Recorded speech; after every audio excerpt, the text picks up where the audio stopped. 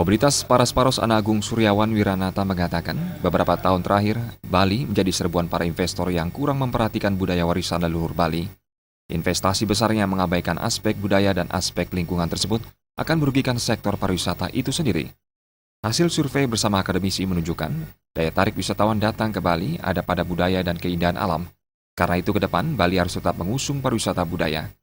Pihaknya tidak berharap ada rencana besar seperti reklamasi dan KSPN Besaki, karena hal tersebut akan mengganggu pengembangan pariwisata ke depan. Pemerintah tidak perlu berpikir untuk meningkatkan kuantitas, tetapi harus berorientasi pada peningkatan kualitas pariwisata. Pasalnya, Bali ini kecil dengan keunikan budayanya, sehingga harus tetap mempertahankan budaya sebagai daya tarik wisatawan. Jangan kita mencoba mengubah arah pengembangan pariwisata kita dari pariwisata budaya. Kami tentunya tidak ingin adanya program-program besar seperti misalnya rencana reklamasi Teluk Benua, KSPN Besakih, yang tentunya akan mengkhawatirkan pengembangan pariwisata budaya Bali ke depan.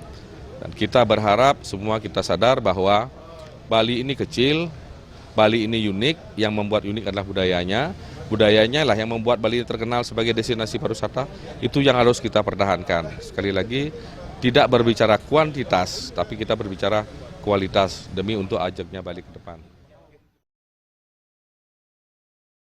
Sementara itu, anggota Love Bali Forum, Nyoman Suma Arta mengatakan, Bali yang kecil ini memiliki daya dukung yang terbatas. Hal itu bisa dilihat dari perbandingan lahan terbangun dengan kawasan terbuka hijau sudah tidak ideal. Kondisi tersebut akan lebih parah bila Teluk Benoa akan dijadikan kawasan pariwisata melalui proses reklamasi. Bali harus itu menolak reklamasi. Kenapa? Karena Bali itu pulau kecil dan Pulau Bali itu daya dukungnya sangat terbatas sekali. Sekarang kalau kita lihat perbandingan antara pemukiman dengan hutan dan dengan ruang hijau terbuka itu udah sangat-sangat tidak sehat lagi rasionya. Apalagi untuk Denpasar, ruang hijau terbuka itu hanya Teluk Benoa aja.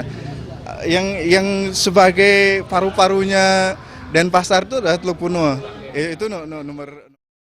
Sumarta menambahkan, dampak ikutan dari reklamasi Teluk Benoa akan terjadi pertumbuhan penduduk semakin tinggi, sehingga Bali menjadi overload penduduk. Suparyana, Bali TV.